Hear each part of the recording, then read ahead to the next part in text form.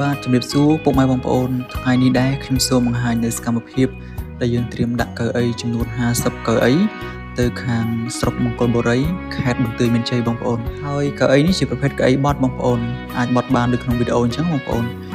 មានច្រើនពណ៌តែពណ៌ពេញនិយមជាងគេគឺពណ៌ខៀវបងប្អូនសម្រាប់ម៉ូដផ្សេងទៀតយើងមានបាតអង្គុយឈើខ្នងផ្អែកក៏ឈើដែរបងប្អូនចំពោះម៉ូដនេះបាតអង្គុយពុកខ្នងផ្អែកក៏ពុកដែរបងប្អូនកៅអីនេះយើងចេញទៅទាំងយប់បងប្អូនឡានគាត់មកយកហើយចេញទៅទាំងយប់តែម្ដងបងប្អូនបើឡានវិញគឺដាក់ពេញឡានតែម្ដងបងប្អូនដោយសារតែឡានគាត់ជាប្រភេទឡានឈ្នួល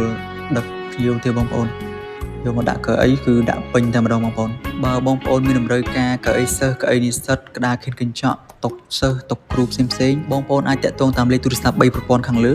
ឬឆាតមក Facebook Page ឬ Telegram របស់យើងខ្ញុំបាទសូមអរគុណសូមជម្រាបលា